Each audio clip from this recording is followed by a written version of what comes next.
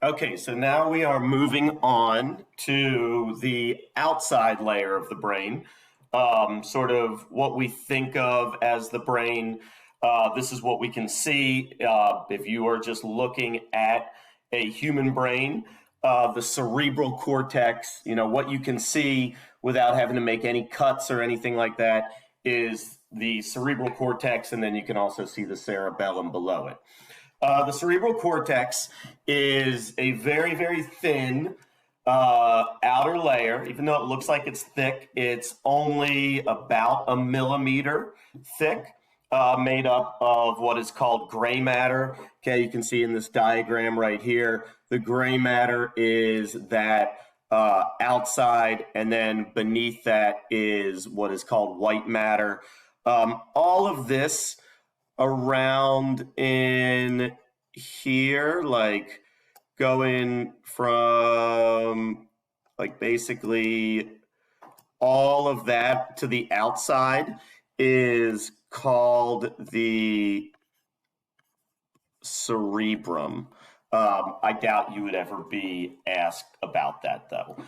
The cerebral cortex is the ultimate control and processing center of the brain. This is where we take care of most of our higher level functions.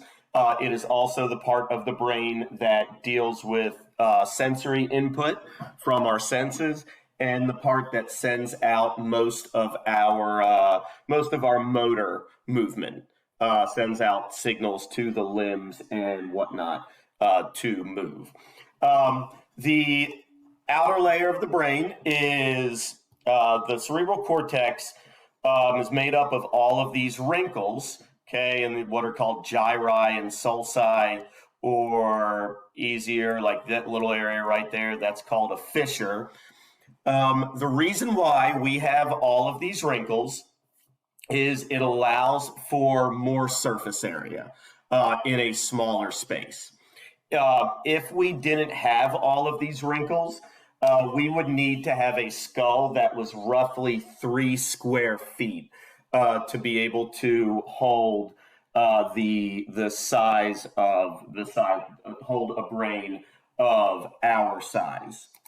What they have come to understand is the more wrinkles or more fissures that there are in the brain, that is means there's more intelligence, and the amount of fissures that you develop more fissures as you get older and as you learn more. So, for instance, here we are looking at three different brains, 3 different cerebral cortexes, all of this right here, and then here you can see the cerebellum. Here's a human brain right here. You can see how wrinkly it is.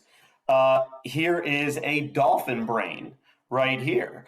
Dolphin brains have more wrinkles than ours do. That doesn't necessarily mean they are very, very intelligent. They think that this is partially due to the fact, though, that dolphins can use echolocation. They actually have more than humans do. They can use echolocation. They've also found that dolphins can be self-aware, can learn symbolic language, and can learn from previous experience. On the flip side, this is a rat brain right here. You can see how smooth this is. Very, very few fissures. Rats are not all that intelligent. They don't have that higher level processing. Rats are not self-aware. So the cerebral cortex, so the 2 sides of the brain, okay, the cortex, is divided into 2 hemispheres. We have a right hemisphere, which is the right side of our brain, and a left hemisphere, which is the left side of our brain. And our 2 sides of the brain are what are called contralateralized. What that means is that the left side of the brain controls the right side of the body, and the right side of the brain controls the left side of the body. The right side receives sensory input from the left side of the body. What we see in our left eye is for the most part processed in the right hemisphere and vice versa. They are not sure why this is the case. They just know that we are contralateralized. These hemispheres have what is called hemispheric specialization, or hemispheric, I'm blanking on what the other term is. Hold on one sec. Brain lateralization. Now, this idea has been overblown. The idea of, like, you know, are you right-brained or are you left-brained? We're both brained, but in a very general sense, what they seem to understand is that the left side of the brain deals with logic. It also, and I should have put this on here, it also deals with language. It's very important that you remember that. Just remember left language. The right side of the brain deals with more spatial intelligence and creativity. Now, each side of each hemisphere is split into what are called 4 lobes. Oh, crap. Sorry. 4 lobes, and I forgot to put a picture. Lobes of the brain. Now you're seeing how go about doing this.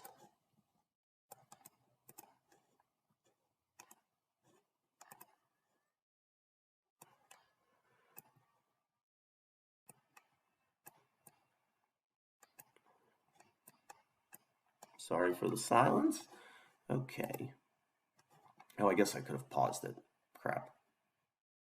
Well, each hemisphere of the brain is split into 4 lobes. These lobes each have different functions, although it's not as like black and white as we tend to make it out to be. The sort of the distinctions between the different lobes is somewhat arbitrary. There are a couple of large sulcuses that separate some of them. But up here in the front part of the brain, you have what's called the frontal lobe. In the top rear of the brain, the parietal lobe. Down by your ears, you have the temporal lobe. And then back in the back of your head, you have the occipital lobe. Now, in all of these, there is some sort of sensory input. Sorry, I don't know why it's writing like that. In all of these, there's some sort of sensory input or some sort of motor output. But other than that, there is also the majority of the cortex. Majority of the cortex is made up of what is called association area. Association area is any area that is not directly related in sensory or motor function. They don't really know what all of these do. They have completely, it's all integrated, but what they think, it's very, very active in human thoughts and behaviors, such as our ability to make judgments, decisions, understand humor, cook, do all of those different things. These association areas, which again make up the majority of the cerebral cortex, are what makes us human. Okay, we have much more association area than any other animal. You can see here us compared to even a chimpanzee. Now, these 2 hemispheres of the brain are connected by a very, very dense band of neural fiber. It almost feels like it's like made out of wood. A very dense band of neural fiber right here and right here, that is called the corpus callosum. The corpus callosum is what allows for the two sides of the brain to communicate.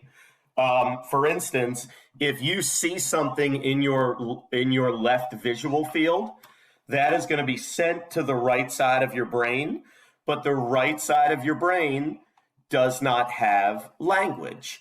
And so what it has to do is it then has to send that signal over to the left side of the brain for us to be able to understand whatever that what was said to us, what we read or whatnot.